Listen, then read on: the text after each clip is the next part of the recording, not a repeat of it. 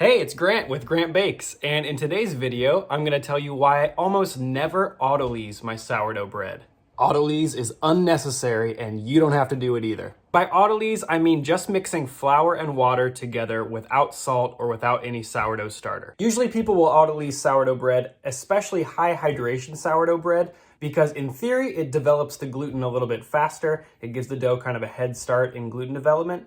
And it supposedly activates some of the enzymes in the dough, making the fermentation go a little bit faster as well. I don't want to speak to the science of it because I'm not an expert in that area, but in theory, that's what Autolyse does. But I don't do any of that. I just mix all of my ingredients together in the same mixing bowl. Flour, water, salt, and sourdough starter. I mix it all together, I forget the Autolyse, and you know what? I still get great sourdough bread.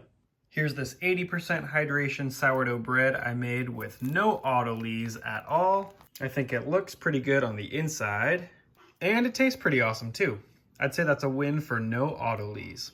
I know people love to talk about the benefits of Autolyse, but I think especially if you're a home baker like me, it's really unnecessary. Here's why I don't Autolyse my sourdough bread. For me, this first reason comes down to convenience.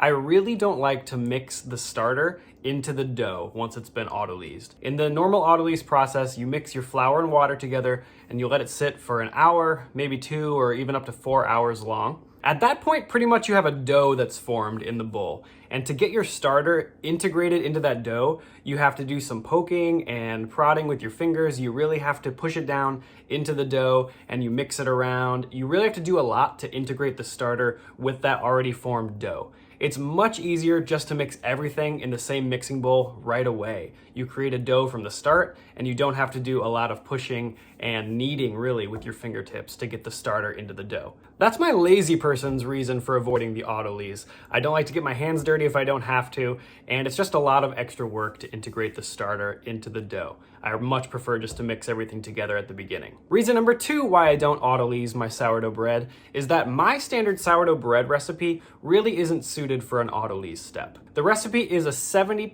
hydration dough, so if I just mix the water and flour together without any starter, the dough is going to be fairly dry. So it's really not going to hold together well as a dough without any starter added. It's going to be kind of shaggy with some dry clumps of flour in there. That's not what you're looking for with an Autolyse. With an Autolyse, you really need a higher hydration dough so that the water and flour together can form a dough on their own without any moisture from the starter.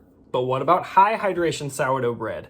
Reason 3 why I don't Autolyse my sourdough is that I really don't see much difference in the results when I use medium hydration sourdough and high hydration sourdough bread recipes. I've been tinkering with my sourdough process a lot over the past few weeks, adding more and more liquid to the recipe. I've been doing a 75% hydration and even up to 80% hydration sourdough bread. I've tried it both ways. I've tried Autolysing the flour and water first, then adding the starter later. And then I've tried my regular method of just mixing everything together in the bowl at the start. And honestly, I've seen just as good of results with this method, or maybe even better results with my standard method than I have with the Autolyse. So why would I add another step to the process when I don't have to? Reason number 4 why I don't Autolyse my sourdough bread is that I've seen a couple different videos, experiments really, by other sourdough YouTube channels that have proven to me that Autolysing your sourdough bread just isn't worth it. I've seen a good experiment by Soon from the Food Geek YouTube channel and another video by Hendrik from the Bread Code. They've really gone in deep on Autolyse versus not Autolysing your sourdough. I'm gonna link to their videos down in the description. You can go check out their experiments, see how they go, and those might help you decide for yourself whether you want to Autolyse your sourdough bread or not.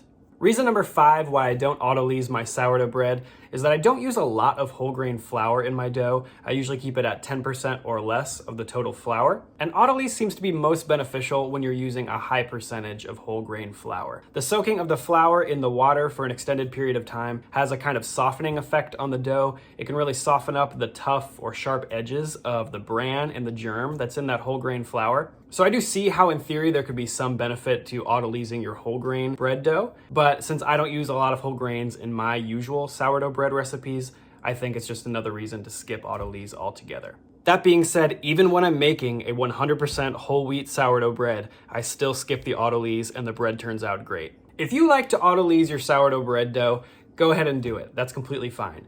But I think there's some of you out there that think that it's a necessary step, when in reality, it's not. I want to set you free from Autolyse obligation. Making sourdough bread at home doesn't have to be complicated, so let's take out all the unnecessary steps that we can. If you want to make great sourdough bread at home, check out these 2 recipes right here.